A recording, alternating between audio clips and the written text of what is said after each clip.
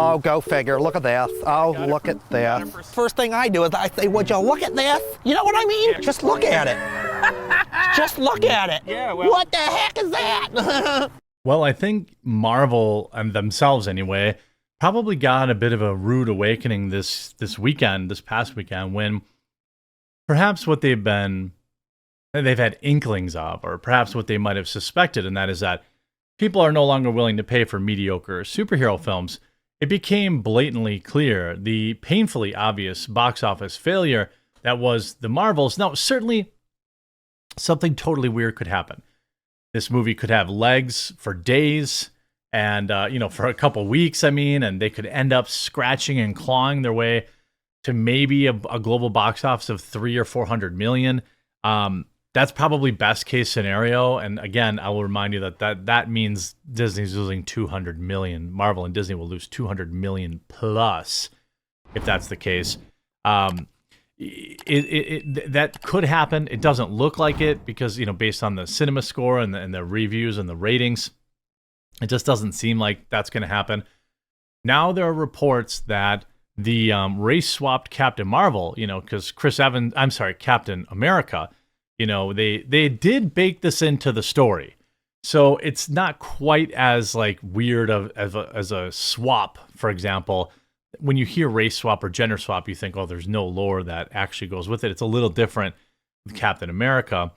But it would appear that after the Marvels was a complete disaster, they've completely scrapped the new woke version of Captain America and are starting all the way over, at least according to a couple of reports, which is pretty odd.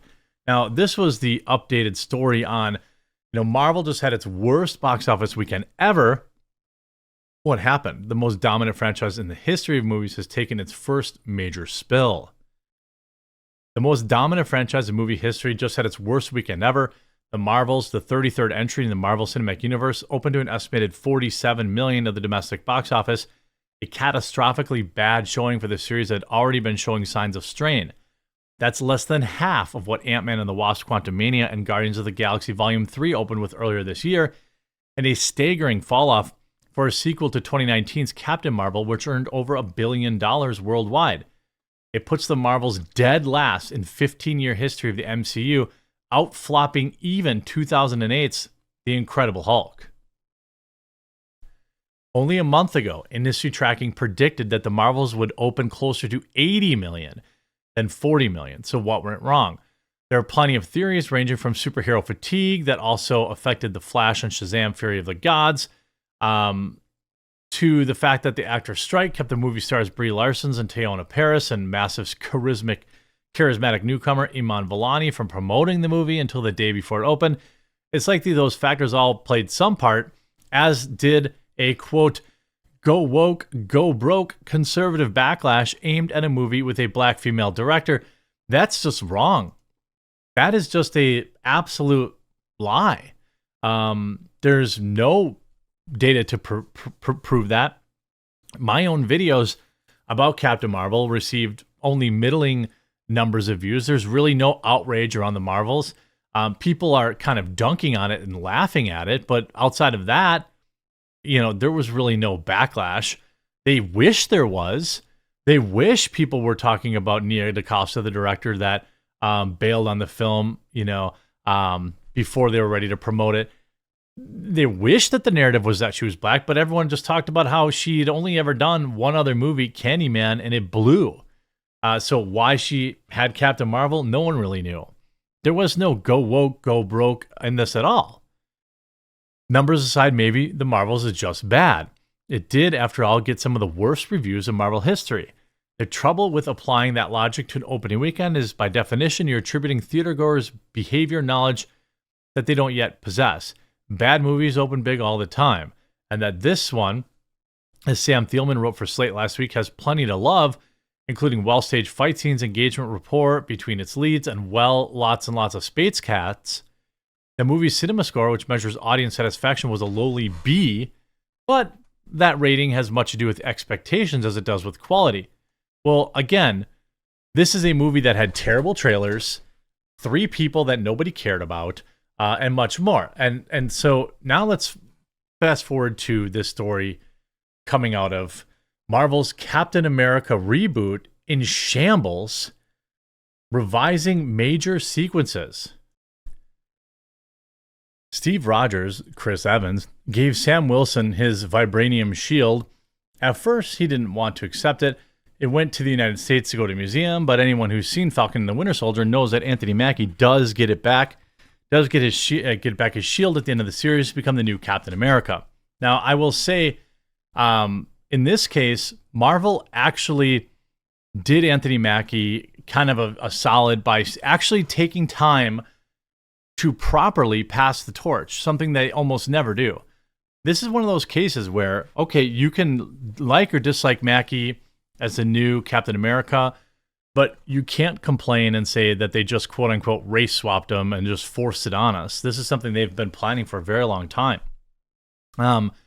So he gets it back while Disney's series takes its time to reveal that Chris Evans' replacement for the MCU might not handle things in the same way. It's clear that Marvel is going all in on Captain America 4.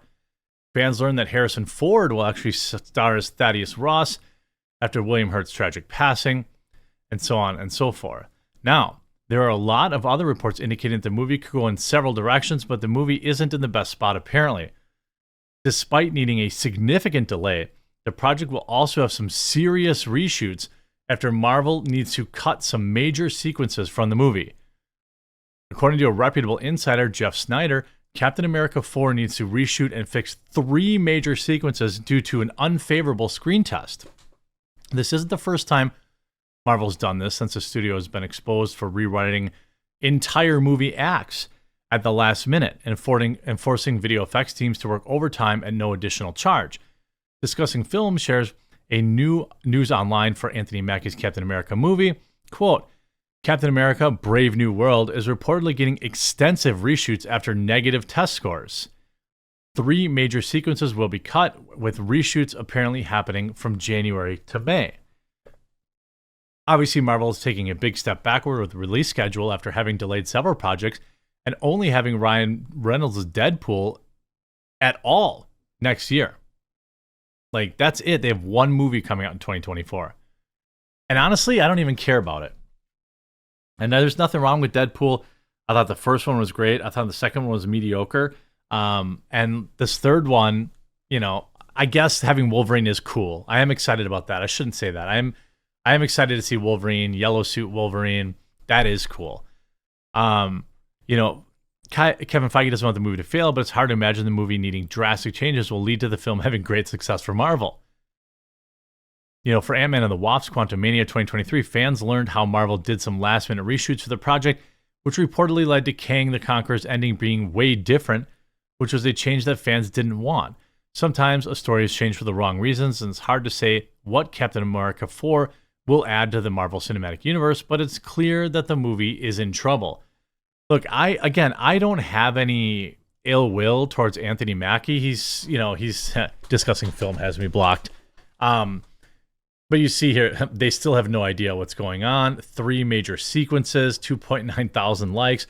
Marvel is finished. Holy crap, 2,000 likes. Marvel in 2023. 3 major sequences, so like more than half of the movie. Yikes.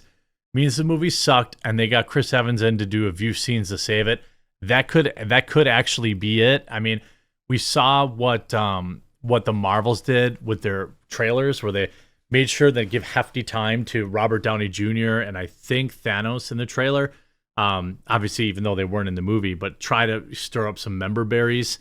Anthony Mackie trying to carry a whole film as lead will be definitive end of the actors don't matter, only IP does argument. Apparently, Anthony Mackie is not a very good actor. You know, even the people they pay to review it didn't like it. MCU falling off. I mean, this is like, I mean, I don't really know. What a shock after Falcon and the Winter Soldier turned out to be a crap fest. Can Marvel make any movies these days that don't require massive reshoots to save it? Just bring Chris Evans back. I think fundamentally, people like Chris Evans, Robert Downey Jr., Scarlett Johansson, and unfortunately Mark Ruffalo. I just think that's the truth. I think that's what people liked, and I don't think that Marvel's going to be able to, carry these franchises on without these original actors. Now, Robert Downey Jr. is very old by now, but certainly Chris Evans could do more Captain Americas, and certainly now they would have to change everything though, because they literally wrote this into the MCU. Like, it's very the handoff is very well planned. And I thought, okay, it's fine, but people are probably like, I don't care about Anthony Mackie. They like Chris Evans as Captain America. They like Robert Downey Jr. as Iron Man. They're working on this ridiculous all-female Avengers, which I think is great because it's going to give us another, massive flop to dunk on. Marvel might just be cooked. I don't know. You have to let me know in the comment section down below. Is Marvel just cooked? Is there nothing left for them? Because I don't know. I don't see a lot of light at the end of these tunnels for these new characters. They're probably better off taking a hit and really committing to these new characters than trying to stick with these old ones. But I don't know. It's like calling Miles Morales Spider-Man. Miles Morales is Miles Morales. He's not Spider-Man. I hope you enjoyed this video. If you did, make sure to leave a like on it. And if you haven't yet, please do subscribe or follow down below. We'll talk to you again real soon.